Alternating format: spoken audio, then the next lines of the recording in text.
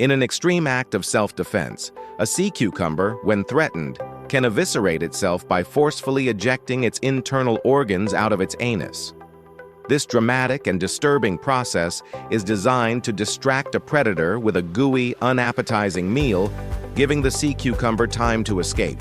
Remarkably, this isn't a fatal action.